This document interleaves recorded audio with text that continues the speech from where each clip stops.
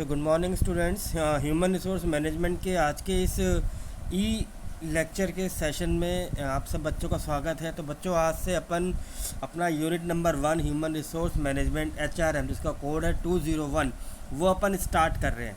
तो चलिए स्टार्ट करते हैं ह्यूमन रिसोर्स मैनेजमेंट को।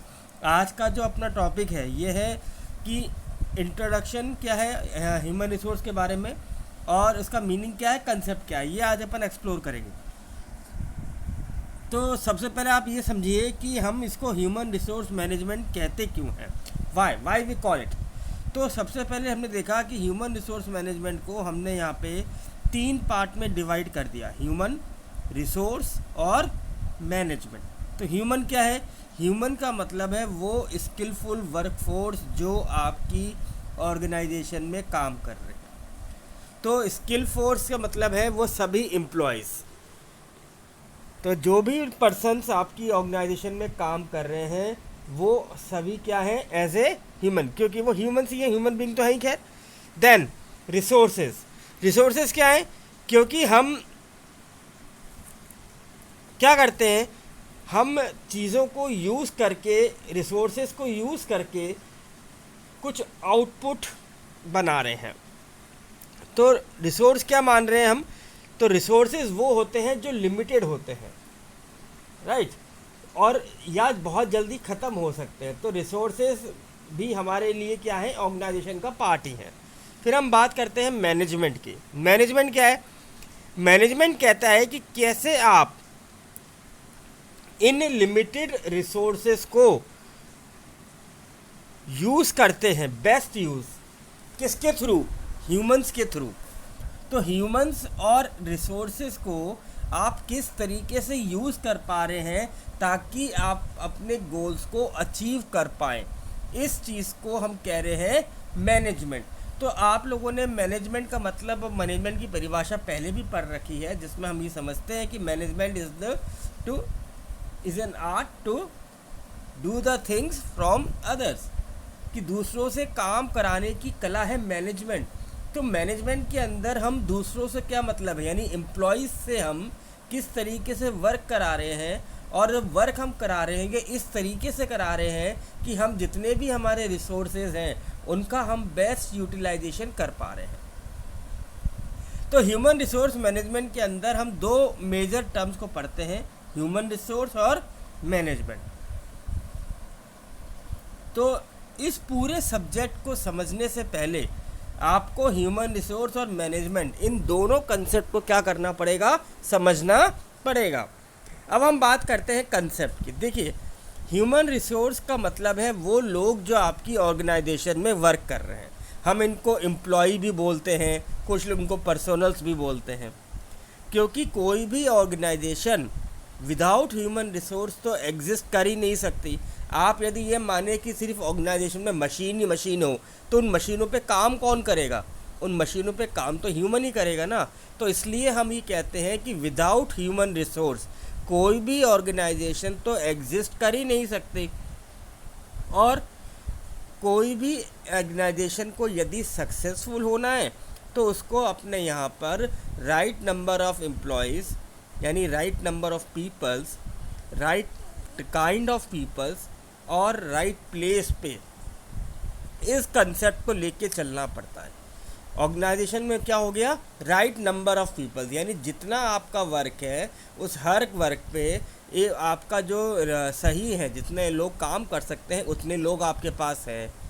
जो लोग आपने सिलेक्ट किए हैं वो यूज़फुल है, स्किलफुल है, और हर पर्सन अपने स्किल के हिसाब से अपने वर्क को परफॉर्म कर पा रहा है, तभी तो ऑर्गेनाइजेशन सक्सेसफुल होगी। और सक्सेसफुल का मतलब क्या है, जब वो अपने गोल्स को अचीव कर पाएगी।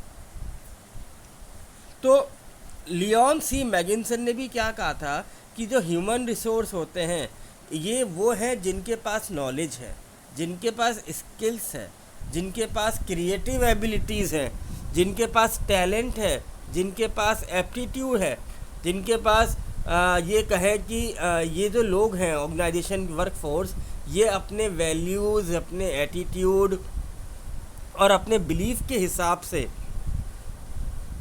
अपने वर्क को परफॉर्म करते हैं, अपनी नॉलेज को यूज़ करते हैं, अपने स्किल को यूज़ करते हैं, अपनी क्रिएटिविटी को यूज़ करते हैं, अपने टैलेंट को यूज़ करते हैं और ऑर्गेनाइजेशन द्वारा दिए हुए टास्क को क्या करते हैं, कंप्लीट करते हैं। फिर आता है आपका कि देखिए ऑर्गेनाइजेशन के अंदर 5 इम्पॉर्टेंट एम होते हैं। एम जैसे man, machine, money, material, method. ये ऑर्गेनाइजेशन के सबसे ज़्यादा इम्पॉर्टेंट रिसोर्सेज हैं। तो हमने कहा ना, ये वो रिसोर्सेज हैं जिनको हम किस तरीके से यूज़ कर पा रहे हैं, यही हमारे मैनेजमेंट की आर्ट है। तो इन जितने भी मैंने बताए, man, money, material, method and machine, इन सब में सिर्फ मैन ही एक ऐसा पर्सन है जो कि लिविंग एनिमल है, जो लिविंग है। बाकी जितने भी आपके रिसोर्सेज हैं ये सारे के सारे प्रोडक्शन के फैक्टर्स आते हैं, फैक्टर प्रोडक्शन से रिलेट करते हैं। तो आप जितने भी रिसोर्सेज हैं, मैन पावर,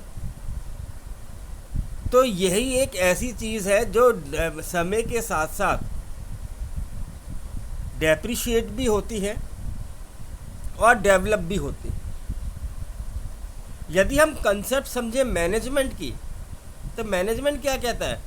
मैनेजमेंट कहता है इज़ अ प्रोसेस जिसके अंदर प्लानिंग भी है, ऑर्गेनाइजिंग भी है, स्टाफिंग भी है, लीडिंग भी है, कंट्रोलिंग भी है।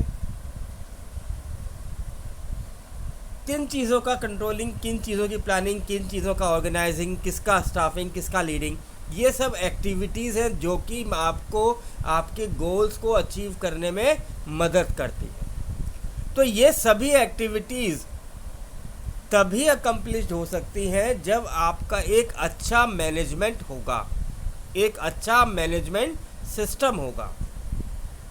यदि आप अपने सारे रिसोर्सेज को सही तरीके से यूटिलाइज कर पा रहे हो ना, तभी आप प्लानिंग भी कर पाते हो, तभी आप ऑर्गेनाइजिंग भी कर पाते हो, तभी आप कंट्रोलिंग भी करते हो, तभी आप स्टाफिंग भी रख पाते हो, तभी आप लीड भी कर पाते हो, और तभी आप क्या है, अभी सभी एक्टिविटीज़ को इवेल्युएट भी कर सकते हो।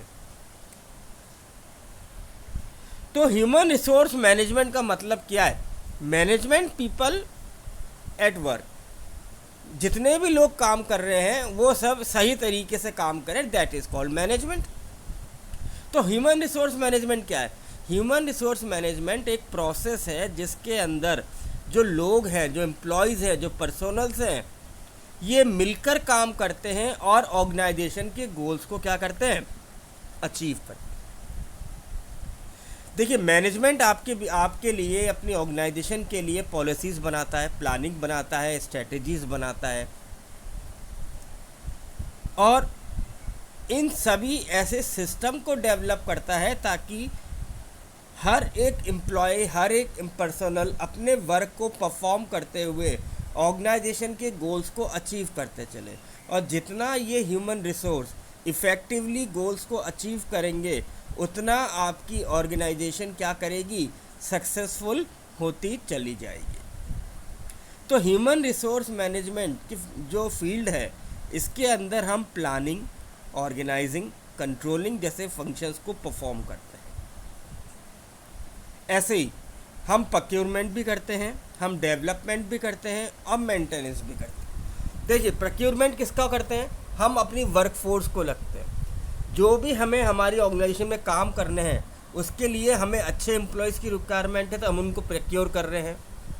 ट्रेनिंग के साथ साथ, काम सिखाने के साथ साथ उनको डेवलप भी कर रहे हैं। ये दोनों एक्टिविटीज़ हम इसलिए कर रहे हैं ताकि गोल्स अचीव हो सके। तो अगर हम ये सारी एक्टिविटीज़ ह्यूमन रिसोर्स मैनेजमेंट के अंदर कर रहे हैं तो हम अपने गोल्स को अकम्प्लिश कर रहे हैं, हम ह्यूमन रिसोर्स को यूज़ कर पा रहे हैं, और इन दोनों के साथ साथ हम अपनी सोसाइटी के लिए जो हमारी रिस्पॉन्सिबिलिटी है उसको भी फुलफ़िल कर पा रहे हैं। तो फिलिपो के अनुसार क्या था? ह्यूमन रिसोर्स मैनेजमेंट जो है वो planning, organizing, directing, controlling, procurement, development, maintenance, compensation, integration, reproduction of human resources जैसी सारी एक्टिविटीज़ को परफॉर्म करता है ताकि आप अपने द्वारा बनाए हुए गोल्स को क्या कर सको, अचीव कर सको।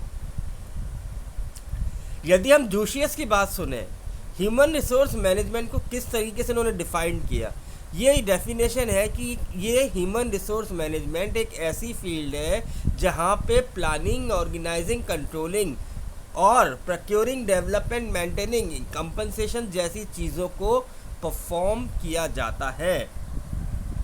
तो यहाँ पे जो ऑब्जेक्टिव्स होते हैं वो कौन से होते हैं, जो भी हमने ऑब्जेक्टिव्स या गोल बनाए थे उनको इकोनॉमिकली एफिशिएंटली अचीव किया जा सके, हमारे जो ह्यूमन रिसोर्स है वो अपना 100% एफर्ट कर सके और सोसाइटी की प्रति जो रिस्पॉन्सिबिलिटी है वो भी हम फुलफिल कर सकें। तो human resource management job analysis के साथ साथ personal need, recruiting the right people, orientation, training, development, wages, salary, performance, benefit, incentives, reward, award, conflicts को का रेजोल्यूशन कॉन्फ्लिक्ट को सॉल्व करना, ऐसे ही डिस्प्यूट्स को ख़त्म कर देना, ऐसी सारी चीज़ों को हम ह्यूमन रिसोर्स मैनेजमेंट के अंदर कर रहे हैं।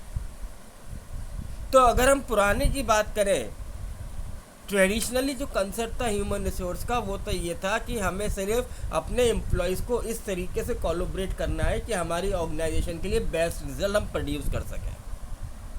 पर आफ्टर 1970 क्या हुआ, क्योंकि टेक्नोलॉजिकल चेंजेस आ रहे थे, कंपटीशन बढ़ता जा रहा था, ग्लोबलाइजेशन जैसी एक्टिविटीज़ 1991 के बाद अपन ने इम्प्लीमेंट कर दी थी, तो पर्सनल मैनेजमेंट का आना ज़रूरी था, क्योंकि सिर्फ मैंने एम्प्लॉयज़ को ये मानना कि ये हमारे लिए परफॉर्म करने के लिए मजबूर है, ये गलत सोच थी। आज अपने आप को स्टेबल सर्वाइवल करने के लिए आपको अपनी ह्यूमन रिसोर्स को एक लायबिलिटी नहीं, एक एसेट मानना पड़ता है। यही इस पूरे एचआरएम का एक हमारा क्या है, एक समरी हमें समझ में आती है। तो यही है बच्चों आज का टॉपिक। आई होप कि आपको समझ में आ गया होगा। Thank you very much.